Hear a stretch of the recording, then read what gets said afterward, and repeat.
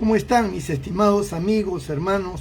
Bendiciones, un gozo poder saludarles y estar otra vez con ustedes aquí a través de estas vías de comunicación como es la internet y llegar a su corazón con el Evangelio de Cristo nuestro Señor, quien a través de su palabra trae mucha bendición a nuestras almas. Hoy vamos a considerar algo muy hermoso. Vamos a hacer que la palabra fluya en nuestros corazones. Y para eso voy a leer en el capítulo 3 del primer libro de la Biblia, que se llama Génesis. Génesis capítulo 3. Y voy a leer solo un versículo, el versículo número 10. Y él respondió, oí tu voz en el huerto, y tuve miedo, porque estaba desnudo, y me escondí. Bendito el nombre del Señor. Señor, bendiga esta palabra. Era un encuentro que tenía el Señor con Adán y Eva en el huerto del Edén, después que el hombre y la mujer pecaron. Y esta expresión de Adán: oí tu voz en el huerto y tuve miedo y me escondí. Más que miedo, porque definitivamente Adán no conocía el miedo en el sentido del terror, de ese temor de que algo nos pase. No era ese tipo de miedo que tenía Adán. La palabra miedo se traduce más bien como vergüenza. Adán estaba avergonzado. ¿Qué es la vergüenza? Porque hoy quiero hablar de la vergüenza. ¿Qué es la vergüenza, hermano? Se puede traducir de varias formas, pero le quiero dar el sentido espiritual que corresponde, especialmente qué es la vergüenza delante de Dios. La vergüenza no es otra cosa sino la pérdida de la dignidad.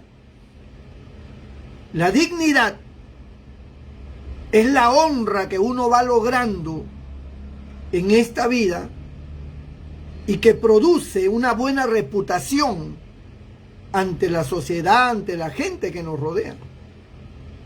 Entonces, la gente nos reconoce como personas honorables, como personas dignas, como personas de solvencia moral, dependiendo de qué es lo que nosotros promulgamos, ¿no?, a través de nuestra vida.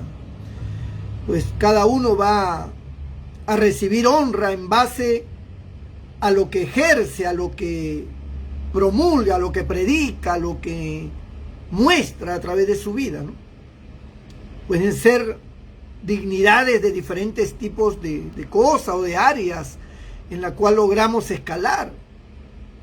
Pero esa dignidad, en estos tiempos y en todos los tiempos después del pecado de Adán, el hombre la va forjando a través de hechos, a través de sacrificio, de esfuerzo, de logros, porque la dignidad viene como resultado de un logro, de un objetivo, ¿no?, que se ha logrado concretar. Entonces la gente va reconociéndonos, va tomándonos en cuenta, y nuestra honra pues va elevándose, ¿no? De tal manera que llega un momento en que algunos hasta ganan el premio Nobel por haber alcanzado, un logro extraordinario en alguna área de la ciencia, de la literatura, etcétera. Y entonces la gente lo premia por haber tenido ese logro. Y eso le da a esa persona una dignidad, una honra delante de todos los demás. Ahora, Adán y Eva, ellos no tuvieron que ganarse ninguna dignidad, porque ellos, cuando fueron creados totalmente santos, y Adán y Eva eran dignos porque Dios les había dado esa dignidad, esa honra. ¿Y cuál era la honra? Que eran los señores de este mundo, los señores de esta tierra. Adán y Eva eran después de Dios, los que ordenaban y mandaban en esta tierra, en este mundo. Eran los señores, eran los reyes, eran los jefes, eran los patriarcas. Ellos eran los que iniciaron todo. Entonces, esa dignidad, cuando Dios le dice, te enseñorearás sobre los peces del mar, las aves de los cielos y todo animal que se mueve y se arrastra sobre la tierra, está hablando de una dignidad que Dios le ha brindado, le ha otorgado, sin que Adán hiciera nada. Pero como Dios lo creó con el propósito de que la tierra fuera gobernada por el hombre, pues entonces Dios le otorgó a Adán y a Eva esa dignidad. Ellos estaban conscientes de quiénes eran. Estaban conscientes de cuáles eran sus funciones y responsabilidades en este mundo. Ellos estaban conscientes, estaban claros. En ellos no había la menor duda de quiénes eran ellos. Y el privilegio o el estatus que ellos tenían, estaban totalmente conscientes. Pero era una conciencia santa, una conciencia sana. En ellos no había ningún tipo de orgullo, ni soberbia, ni ambición, ni algo, ni vanidad, ni nada de esas cosas. Ellos eran santos, pero sabían cuál era su lugar. Ellos sabían que estaban por encima de todo en este mundo, y a quien tenían ellos que honrar y respetar era solamente a Dios, después a más nadie. Entonces esa dignidad era bastante alta, la que Dios les había concedido. Y ellos reconocían esa honra, y adoraban y alababan a Dios, conversaban con Dios todos los días al aire del día. Cuando Satanás tienta a Eva y la hace pecar, y luego usando a Eva hace pecar también a Adán, Adán y Eva sienten algo que nunca habían experimentado: vergüenza. Hay un efecto que produce el pecado. El pecado produce vergüenza. Porque cuando la persona, como en el caso de Adán y Eva, no habían pecado, pues su estima, su autoestima, su condición era honorable ante los ojos de Dios, en este caso. Pero al pecar, ellos se sintieron miserables, se sintieron sucios, porque esa santidad que irradiaban fue menoscabada, fue manchada por el pecado. Y entonces se sintieron mal. ¿Y sintieron qué? ¿Qué es lo que los hizo sentir mal? La vergüenza. O sea, ellos no tenían cara para presentarse delante de Dios. Es más, entre ellos sintieron vergüenza y tuvieron que colocarse, coserse, dice, higueras para cubrirse su cuerpo, cubrir sus partes íntimas. O sea, se despertó en ellos un estado de conciencia tal que sintieron vergüenza por estar desnudos, y sobre todo vergüenza de cómo presentarse ante Dios. Su dignidad, su honra, que era tan alta, se vino abajo, se vino al piso. Y ellos ahora estaban angustiados, miserables, sucios, así se sentían y tenían vergüenza. Luego del pecado, como ya lo dije hace un momento, los hombres han buscado su honra, han buscado escalar y tener una dignidad delante de los demás. Recuerden, y hay que estar claro en esto, que hay dos tipos de vergüenza, por llamarlo así. La vergüenza ante Dios, como el Dios que nosotros reconocemos y adoramos. Es decir, todo el que reconoce a Dios, todo el que honra a Dios, todo el que llega a conocerlo de manera íntima, personal a Dios, Si comete un error o un pecado, va a sentir la vergüenza que sintió Adán. Es una vergüenza que se siente ante Dios. Nos sentimos miserables, indignos, no tenemos cara para mirar al cielo. Como el hijo pródigo, no soy digno de ser llamado tú. He pecado contra el cielo y contra ti. Pero hay otra vergüenza, que es la vergüenza que tiene que ver con el prójimo, con la sociedad, ¿no? Con la sociedad. O sea, estamos nosotros siempre al tanto del qué dirán.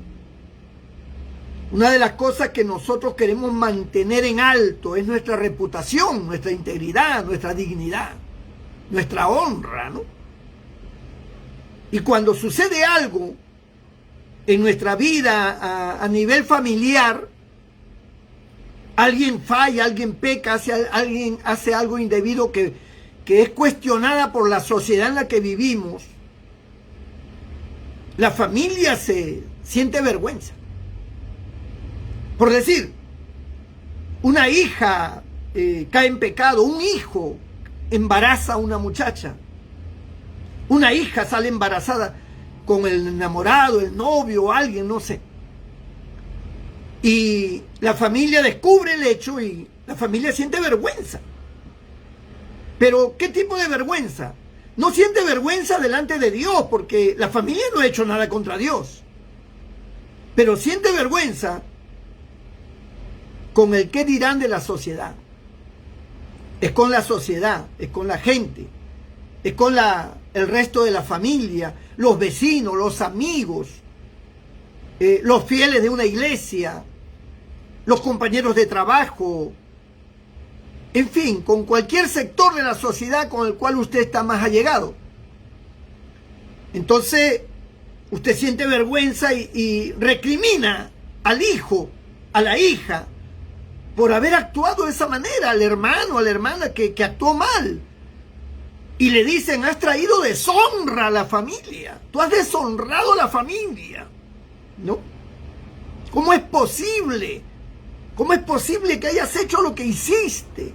O sea, esto no tiene nombre, esto así. Comienzan, porque la reacción violenta en contra de la persona que ha pecado, que ha hecho lo malo y que definitivamente pues no merece ningún aplauso, pero que sin embargo hay una reacción violenta, es porque a ellos les ha costado mucho alcanzar ese nivel de honra que ahora tienen. O sea, ellos no quieren estar en boca de los demás. Ellos no quieren que la gente los esté señalando, que mira cómo es posible que tu hija, que tu hijo, que hizo esto, que hizo lo otro. Entonces, el qué dirán pesa mucho, hermano, pesa mucho en la conciencia y en la condición de cada persona. Pesa muchísimo. Hay gente que no soporta la vergüenza y hasta se matan. Se matan porque los descubren en algo terrible y la vergüenza que sienten ante el qué dirán, porque esto se va a hacer público, esto va a salir, esto va a explotar y esto va a ser así, y va a ser tan terrible que hay personas que no lo soportan y se meten un tiro. O se avientan bajo las ruedas de un coche o de un edificio, qué sé yo, y se matan, se quitan la vida, porque no soportan la vergüenza. También tiene mucho que ver el grado cultural que tiene cada país. Por ejemplo, Japón es uno de los países del más alto índice de suicidios en el mundo. Y la mayoría de los que se suicidan por vergüenza. Porque para ellos el honor, la honra, pesa demasiado. Y si ellos, por ejemplo, le encomiendan una labor y ellos hacen quedar mal a su jefe o al emperador o no sé, a quien quiera que tenga un cargo digno, ellos no soportan y se matan. Es su cultura, así son ellos. O sea, ellos no son de que, bueno, te pido perdón, dame otra oportunidad. No, ellos agarran y se matan. Porque de esa manera quieren también dejar en tranquilidad a su familia, que nadie hable de su familia. No, bueno, el hombre se mató porque reconoció su culpa y punto, ¿no? O sea, lo ven como que murió por una cuestión de conciencia y ya. Y ya no lo critican más ni a él ni a la familia. Los peruanos somos diferentes, pues. Los peruanos no tienen vergüenza, hermano. Igual que los latinos. Los latinos, eso no tienen sangre en la cara. Por eso usted ve presidentes, ministros, congresistas, alcaldes, gobernadores, regionales, jueces, fiscales, policías, generales de diferentes órdenes militares, que los descubren en hechos, hermano, que son pero de corrupción, y ellos como si nada. Ellos como si nada. Pues si esto pasara en Japón, que descubrieran a un japonés haciendo algo, se mata, ese hombre se mata. Ese no aguanta. Pero los peruanos no, igualito, me resbala, dicen. Yo me baño con aceite y me resbala, lo que digan, lo que hagan, métanme preso, pues díganlo, que digan lo que quieran. No hay sangre en la cara, han perdido la vergüenza. Han perdido la vergüenza, ¿sabe por qué?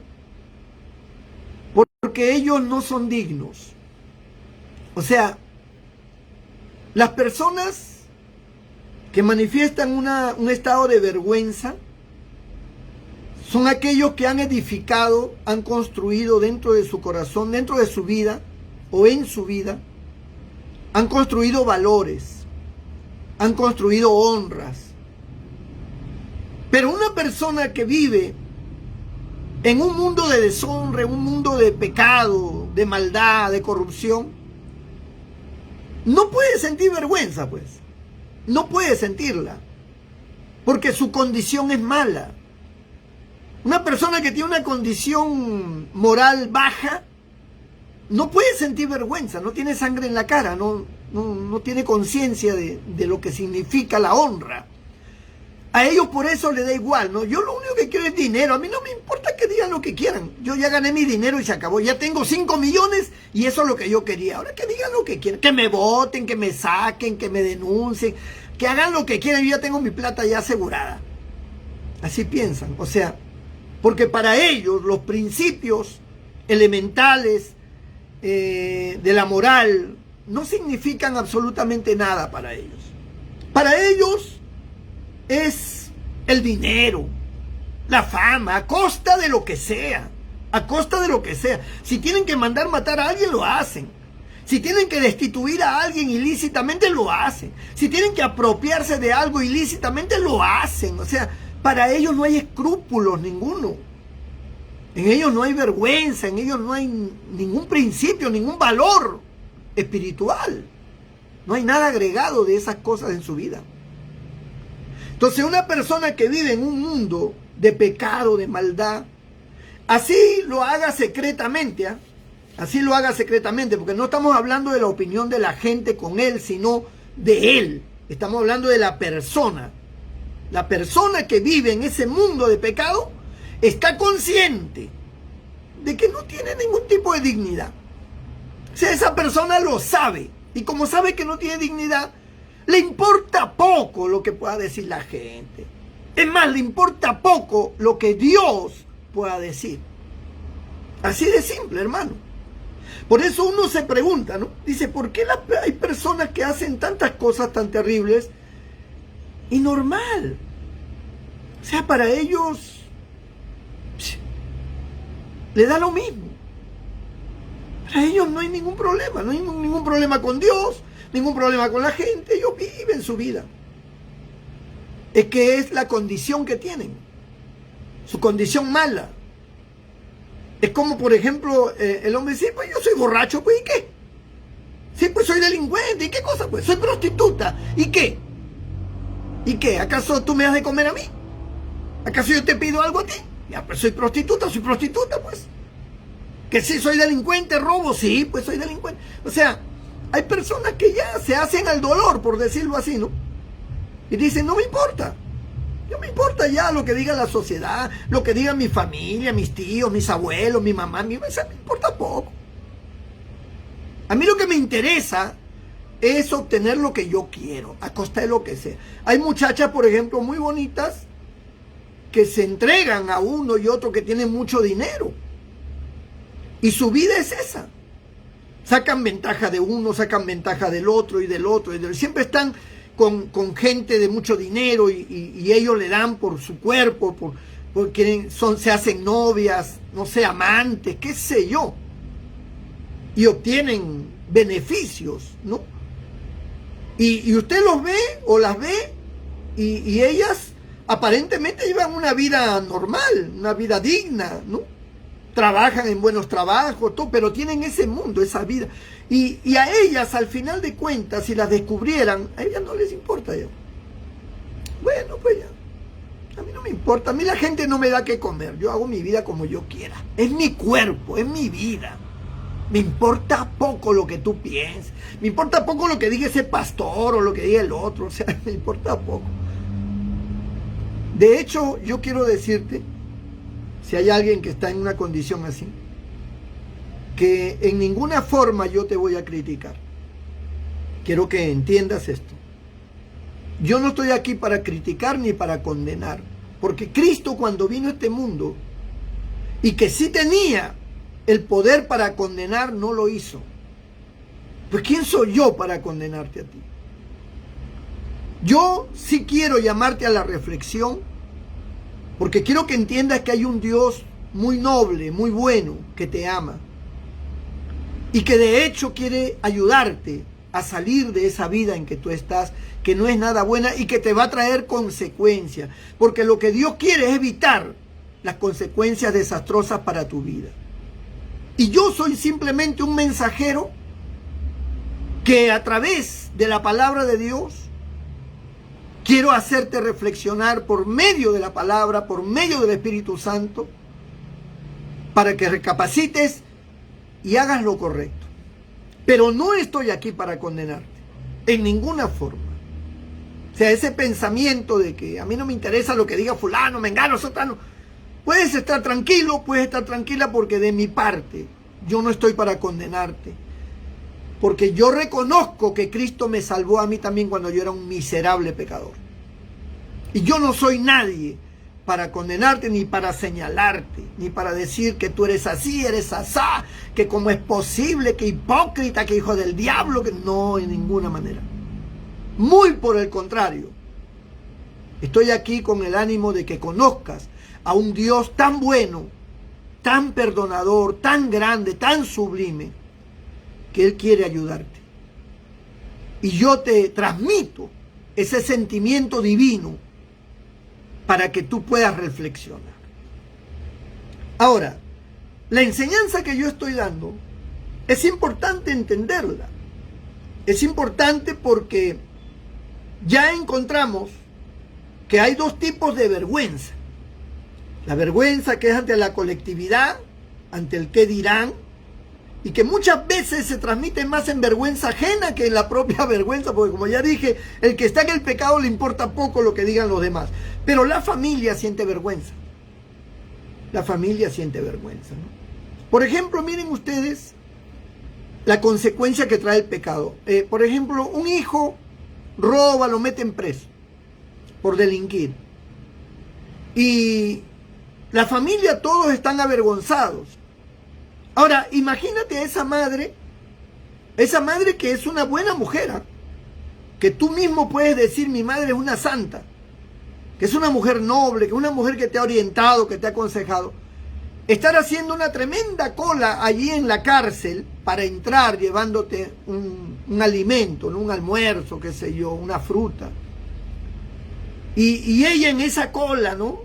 Sintiendo la vergüenza de lo que pueden decir las personas, que tal vez la conozcan y digo, oye, ¿tú qué haces acá? No es que mi hijo cometió un error, ¿no? Y trata de minimizar. Y esa madre, por amor a ti, ella pasa la vergüenza, pero es una vergüenza ajena, ella no ha hecho nada malo. pero siente el peso de la vergüenza que tú le haces sentir, ¿no? Es como el que un hijo malcriado es vergüenza de su madre, dice la Biblia. Ahora bien, pero está la vergüenza ante Dios. Por lo general, la vergüenza ante Dios tiene que ver más con los creyentes que con la gente que no le conoce todavía. Hay creyentes que han alcanzado una honra, hermanos, y les ha costado trabajo. Han sido muchos años de sacrificio, de estar allí en el templo, de ayudar, de orar, de ayunar, bueno, sacrificarse para poder agradar a Dios en muchas cosas y ser parte de una comunidad cristiana que, quiera o no, también son muy juzgadores. Y hay creyentes que han escalado, ¿no? Y los ven como creyentes honorables. Hay una dignidad que han alcanzado, una honra que han alcanzado. Y la gente cristiana, los hermanos, los pastores, no sé, todos los que están involucrados en la iglesia, lo señalan como un buen elemento, como uno de los baluartes o una columna de la iglesia, no sé, es una garantía de buenos principios. Y te ven así, ¿no?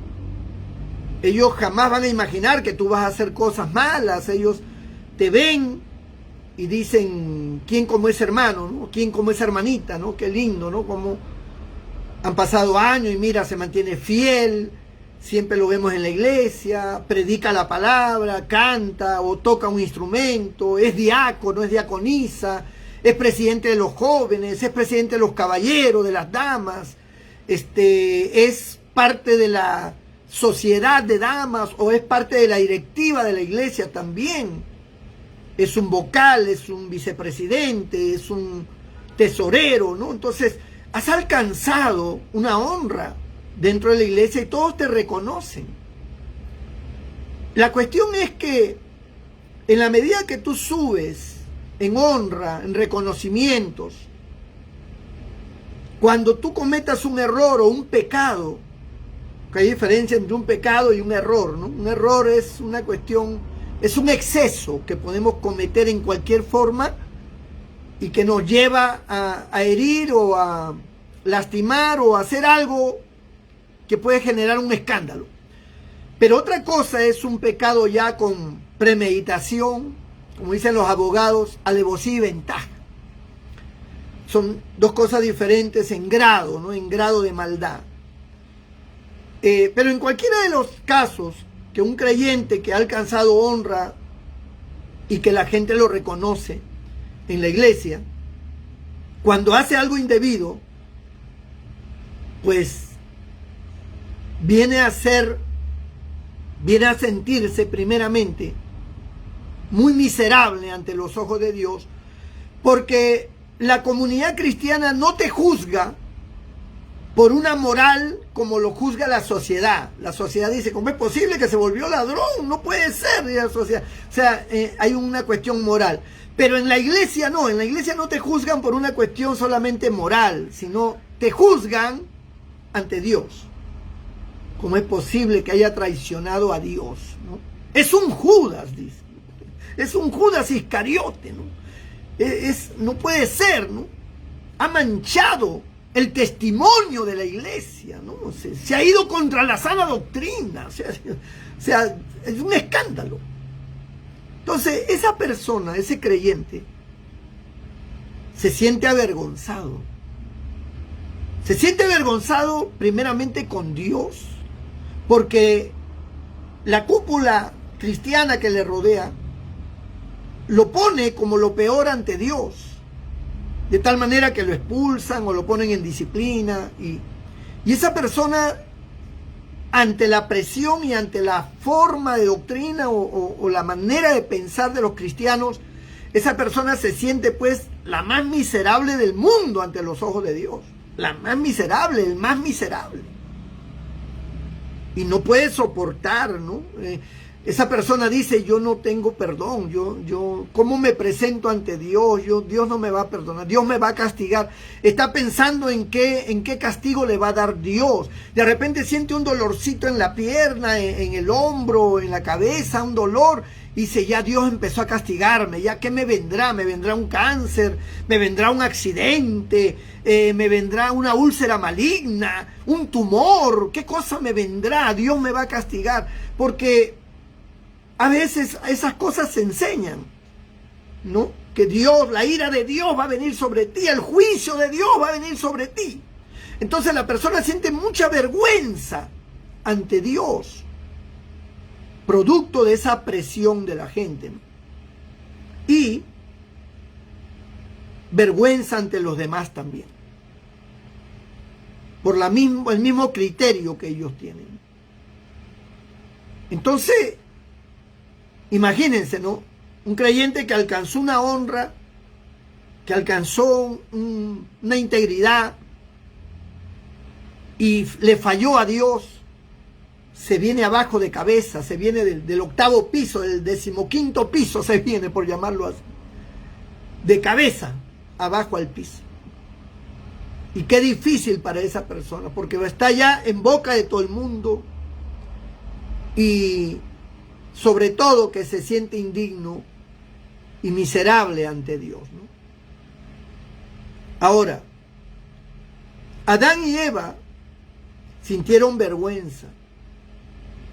Cuando nosotros contemplamos esa historia, vemos a un Dios condenador. O sea, inmediatamente Dios maldijo la tierra, con dolor parirás los hijos, y etcétera, etcétera, y lo expulsó del huerto, ¿no? Entonces, cuando nosotros predicamos de este tema, nos centramos allí en el juicio de Dios, en cómo Dios lo saca a Adán, entonces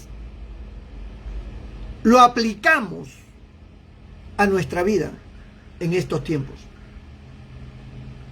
Pero nos olvidamos de un detalle, ¿no? Las circunstancias eran totalmente diferentes. Adán y Eva eran dignos. Dios le dio la dignidad. Y Dios se la quitó. Mejor dicho, ellos la perdieron por su pecado. Y Dios actuó severamente. A partir de ese momento, los hombres han buscado su dignidad. Pero han buscado su dignidad solamente ante los hombres, ante la sociedad. Pero no ante Dios, porque nadie es digno ante los ojos de Dios. En el caso de Adán y Eva, hermano, les decía de que los predicadores muchas veces se centran en el juicio, pero se olvidan de un detalle importante, y es que Cristo todavía no estaba. Ahora hay una diferencia muy grande. Ahora Dios no te echa de ningún sitio. Ahora Dios no te condena, sino que la Biblia dice, hijitos míos, no pequéis. Pero si alguno hubiere pecado, abogado tenemos para con el Padre, a Jesucristo el justo. Y Él es la propiciación por nuestros pecados, y no solamente por los nuestros, sino por los de todo el mundo. ¿Qué quiere decir eso? Que hay un proceder totalmente diferente al proceder que hubo con Adán y Eva. Con Cristo las cosas son diferentes. Miren lo que pasó cuando una vez trajeron a una mujer en el acto mismo del adulterio y la traían arrastrando por la calle. Toda la gente con piedras en la mano, gritando, pecadora, pecadora, pecadora, señalándola, diciendo, ¿cómo es posible, hija del diablo? Prostituta, ramera, todo eso le decían. Infiel, porque ella tenía a su marido, o el que se había unido, o con quien había tenido relaciones tenía a su mujer de repente. Como quiera que haya sido, era adúltera. Y la traían a rastras. La traían a rastras. ¿Qué vergüenza más grande? para ella.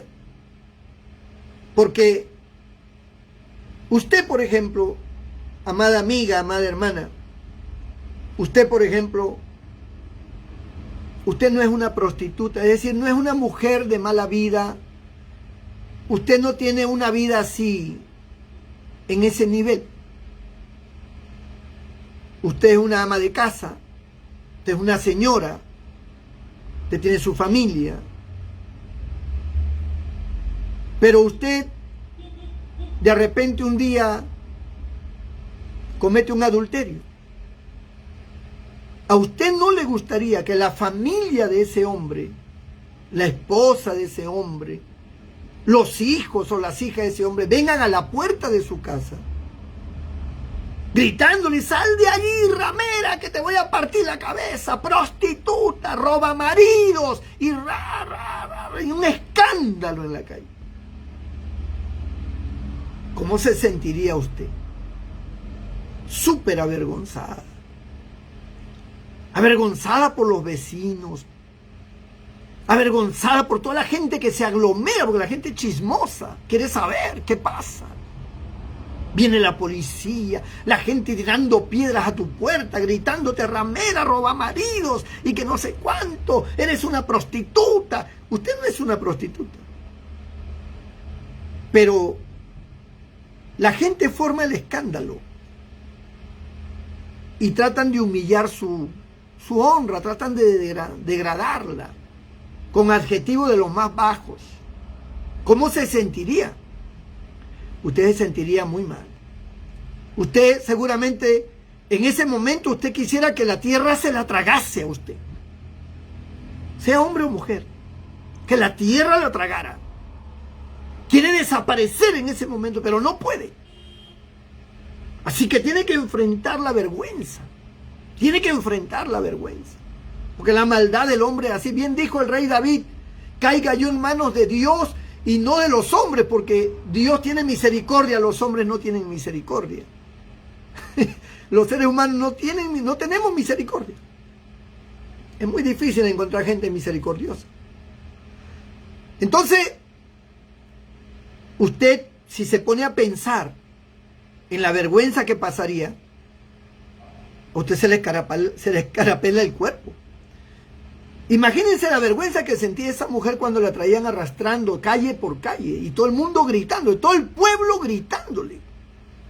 Y la tiraron allí a los pies del Señor y le dijeron: maestro, hemos hallado a esta mujer en el acto mismo del adulterio. Tú pues, ¿qué dices? Porque la ley dice que tiene que morir apedreada. Sí, que muera apedreada. Toda la gente: sí, que muera, que muera, que muera. Que la gente quiere tu muerte, porque ellos son tan santos, tan rectos, quieren tu muerte. Así es la emoción colectiva, es terrible. Es terrible, hermano. Hay gente que a veces se pone a gritar y no sabe ni por qué está gritando. ¿Y tú por qué gritas? No sé, como yo veo que todo el mundo grita. Esa mujer estaba avergonzadísima. Es verdad que había pecado, pero no era como para tanto escándalo. Pero le hicieron un escándalo de lo más terrible. La miraban como lo peor, hermano. Ya ella quedó marcada como lo peor, como lo peor. Para ella ya no había ya futuro.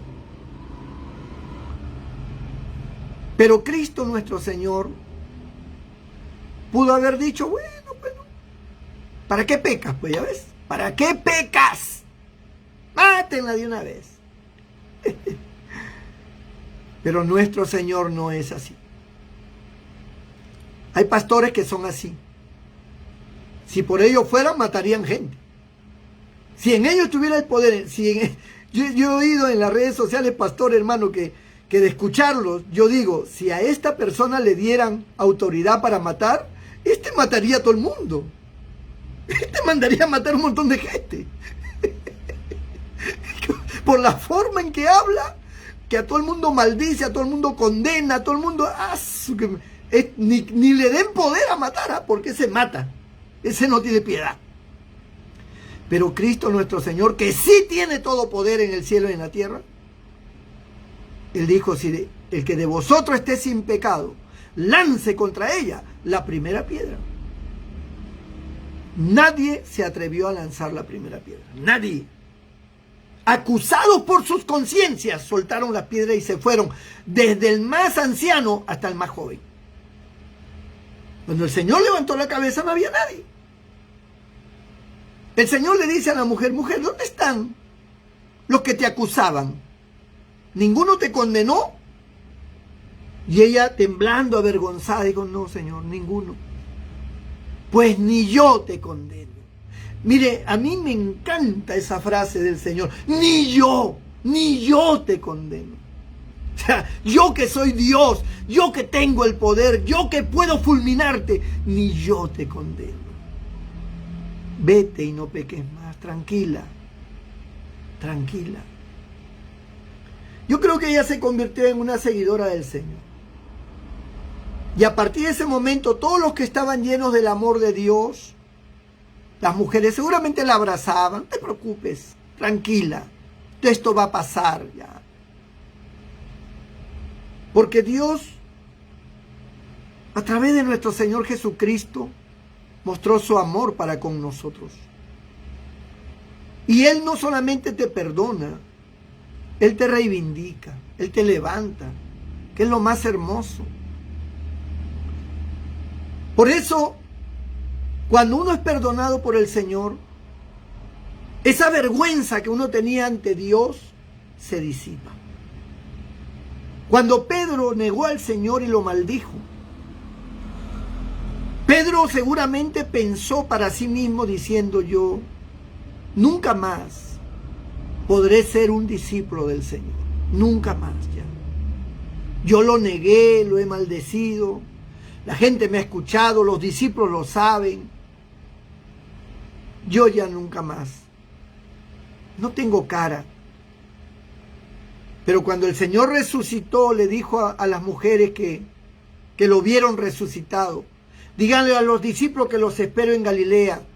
Y díganle también a Pedro que quiero que esté allí. Quiero hablar con él. Y cuando Jesús estuvo con Pedro, le dijo: Pedro, ¿me amas? Sí, Señor. Y por 3 veces le preguntó si lo amaba. Apacienta mis ovejas. Es que el Señor es un maravilloso Dios de oportunidades. La gente puede pensar, y siempre lo repetiré,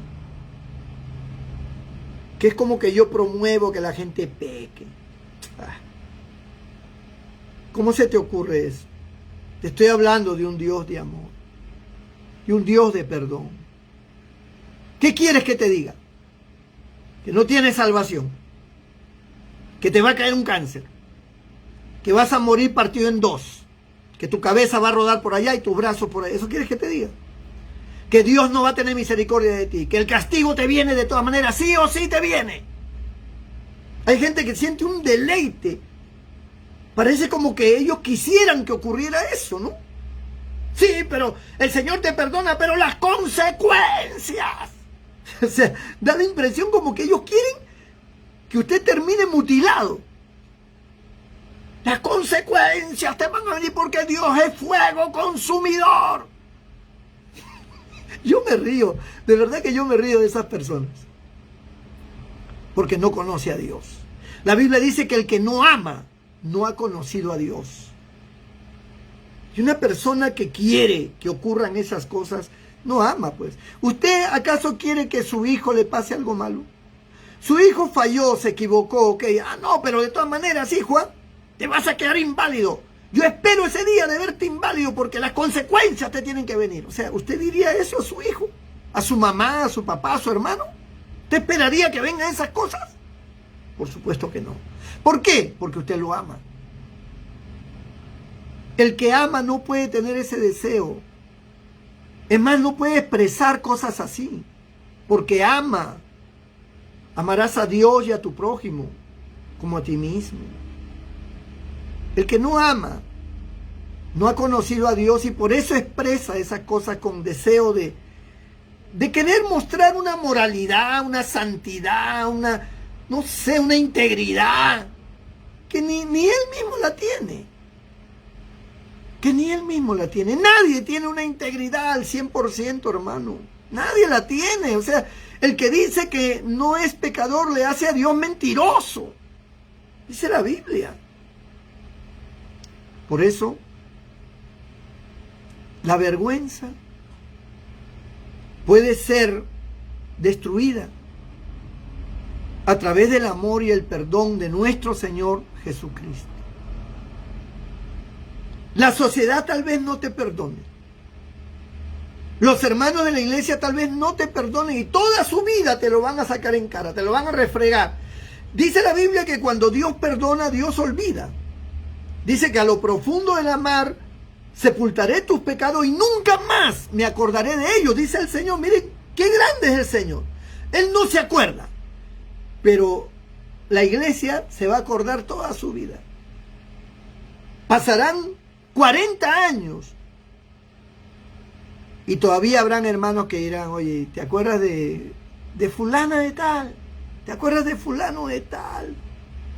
Fulano de tal, no me acuerdo. Sí, ¿te acuerdas? Que era diaconisa, que era diácono, que era esto, que era... Ah, sí.